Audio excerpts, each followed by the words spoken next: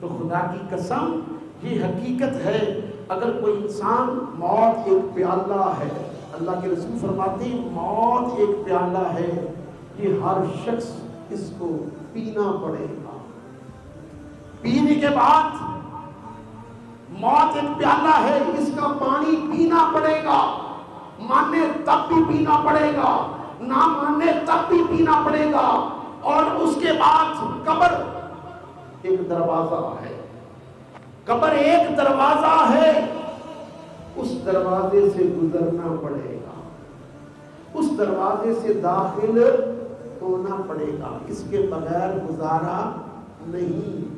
انسان، ارے کسی پیارے سے پوچھو وہ کیا کہتا ہے، موت وہ کیا ہے، وہ کہتے ہیں موت ایک پل ہے، پل۔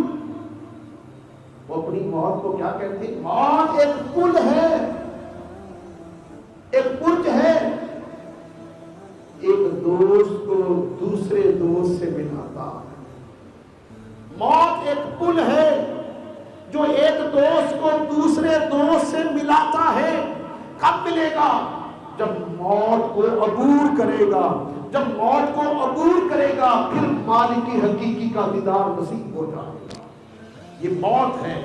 انسان اگر سمجھتا ہے تو اسے پتہ چلتا ہے، لیکن کتنے نیک لوگ ہیں وہ، کتنے پیارے لوگ ہیں وہ، لیکن پھر کیا کرتے ہیں؟ کسی بزرگ نے، حضرت ابو دردہ صحابی رسول ہے، انہوں نے ایک دن موت کے بارے میں دیکھا۔ کیا دیکھا؟ موت کے بارے میں ابو دردہ نے کیا دیکھا؟ ایک پرندہ آیا، درخت پر بیٹھا، پرندہ درخت پر بیٹھا، پھر کیا کہا؟ اپنے آپ کو کیا کہا؟ کاش میں ایک درخت ہوتا۔ صحابی رسول بڑے پیارے صحابی رسول ہیں، کیا کہتے ہیں؟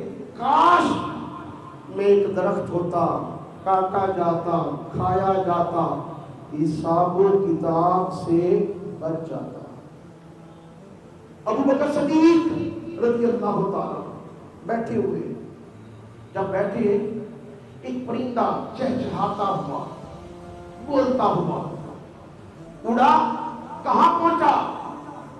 ایک درخت پر بیٹھ گیا، پھل کھایا۔ ابو بکر صدیق رضی اللہ تعالیٰ نے دیکھا، ٹھنڈی سانس بھری، ٹھنڈی سانس بھر کر کیا کہتا؟ کاش میں یہ پرندہ ہوتا جو کھاتا پیتا سائے میں بیٹھتا اور قیامت کے دن حساب و کتاب سے بچ جاتا۔ یہ ابو بکر صدیق ہیں جن کے بارے میں خدا نے فرمایا میرا ابو بکر راضی میں راضی، میرا ابو بکر راضی میں راضی۔ ابو بکر بتا، خود خدا پوچھتا ہے بتا تو کیا چاہتا ہے، لیکن حساب و کتاب سے وہ بھی ڈر رہے ہیں۔